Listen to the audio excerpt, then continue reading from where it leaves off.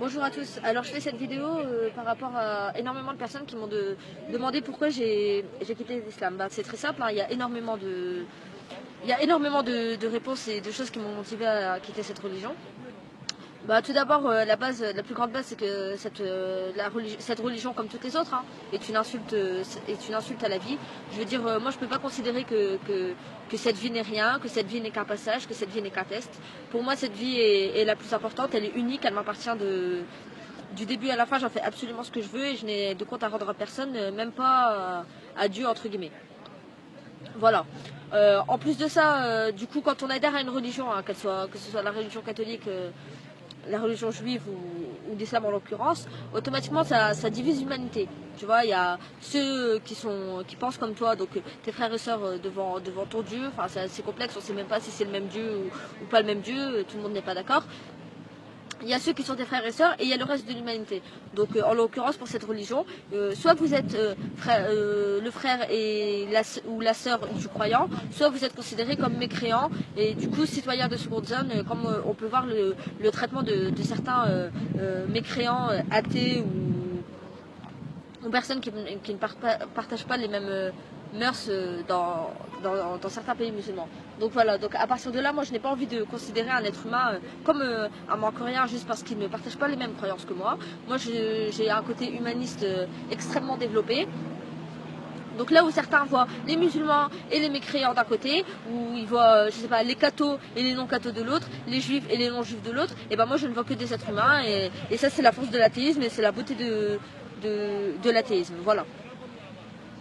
Ensuite, il y a le côté obscur, hein, forcément. Hein, l'islam est une religion très obscure qui prône même l'obscurantisme. Je veux dire, on n'a pas le droit de contredire, on n'a pas le droit de remettre en question. Dès qu'on décide de s'émanciper de la communauté, on est lynché. Avoir le comportement de certains, limite on n'a même pas le droit de penser par soi-même, c'est vraiment aberrant, surtout que vous êtes sur le territoire de grands penseurs, donc limite un peu de respect pour eux, quoi. Et donc voilà, le savoir, quand encore ici on est en France, hein, on pousse le savoir, il y a des bibliothèques dans chaque ville, il y a même des instituts culturels pour la culture islamique, donc vous avez beaucoup de chance. Mais il y a certains pays, on condamne des écrivains, on condamne des artistes, c'est fermé, on n'a pas le droit de contredire, parce que Allah il va nous punir. Ouais, mais bah, si on ne croit pas en Dieu, c'est juste en fait des êtres humains qui ont un comportement complètement débile à cause de leur religion, quoi. Donc voilà. En plus de ça, il y a énormément d'inégalités dans cette religion. Déjà entre les musulmans et les non-musulmans, ce ne sont pas les mêmes droits, ce ne sont pas les mêmes jugements, et ça fait un peu chier d'être jugé au nom de cette religion quand on n'y adhère pas dans certains pays.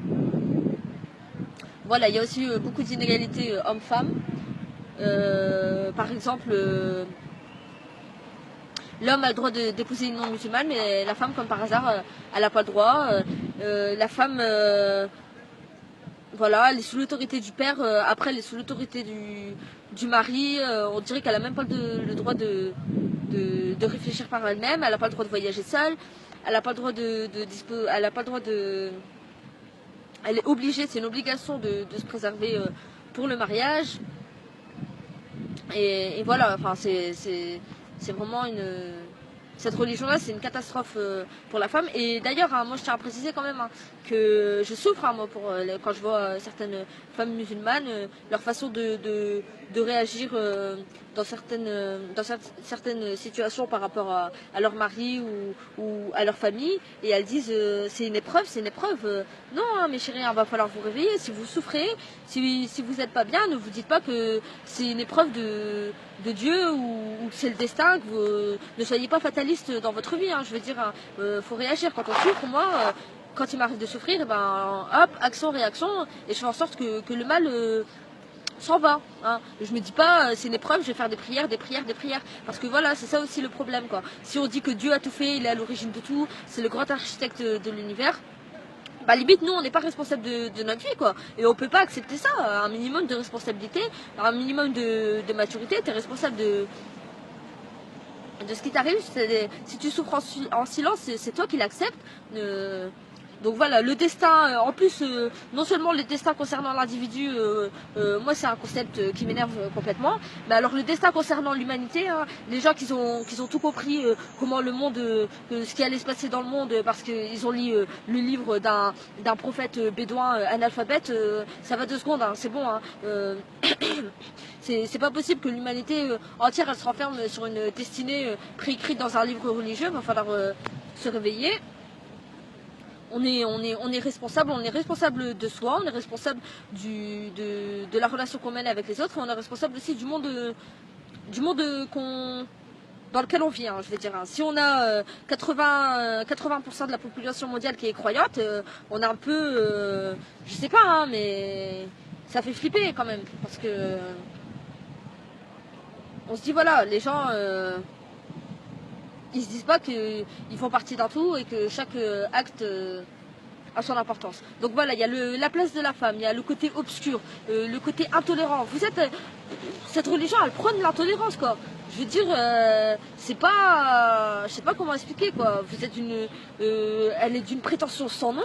Vraiment, déjà détenir la vérité absolue à travers un seul livre, alors qu'il existe des milliards de livres dans ce monde, c'est d'une prétention sans nom. Vous crachez sur les autres savoirs, vous crachez sur y en a plein, ils disent ouais les bouddhistes ils vénèrent des statues, ceci cela,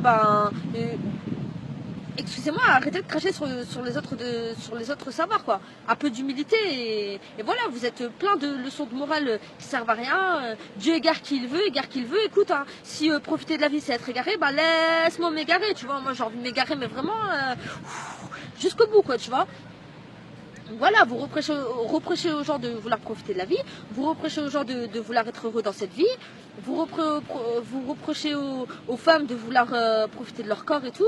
C'est énervant, ça sert à rien votre religion, ça sert à rien. Encore à la limite, tout ce qui est peut-être l'aspect économique, ça peut être intéressant parce que c'est vrai que le système économique dans l'islam il est très bien, mais ça vous n'en parlez jamais. C'est toujours la référence au corps de la femme, à la fornication, à ceci, à cela, à croire que vous êtes obsédé, vous êtes frustré ou je sais pas quoi. C'est bon, si vous avez du mal à vivre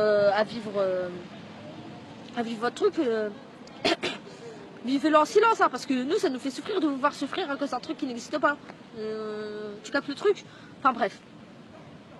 Donc voilà, non, je n'aime pas cette religion parce qu'il n'y a pas d'évolution. C'est Allah qui a dit c'est comme ça, c'est comme ça, c'est comme ça. Ça traverse les siècles, ça fait des siècles que ça dure. Notre civilisation, elle a des siècles de retard. On est en retard sur tout. C'est une catastrophe, surtout là maintenant avec les fous là, c'est même plus la peine. Donc voilà, remettez-vous en question, même si vous êtes parfois des gens bien, des fois vous êtes mauvais malgré vous à cause de votre religion quoi. C'est genre la meuf elle me dit ouais c'est normal si tu te fais agresser vu ce que tu dis. Bah non, c'est pas normal d'agresser une personne qui s'exprime avec des mots, des vidéos, des mots, des écrits et des photos et des trucs comme ça. Non, c'est pas normal. Hein. Moi, je suis athée et j'accepterai jamais qu'on vienne agresser une femme voilée devant moi. Moi, si je vois un mec qui est en train de taper une femme voilée, vous en faites pas, je vais la défendre. Hein. C'est la base de l'humanisme. C'est la base, déjà, moi, en tant que féministe, je peux pas laisser une femme voilée se faire défoncer devant moi. Hein. Moi, si je vois ça, le mec, je vais réagir, hein, bien sûr. Hein. Donc voilà, soyez un peu plus tolérant. Remettez-vous en question. Franchement, la vérité, un livre.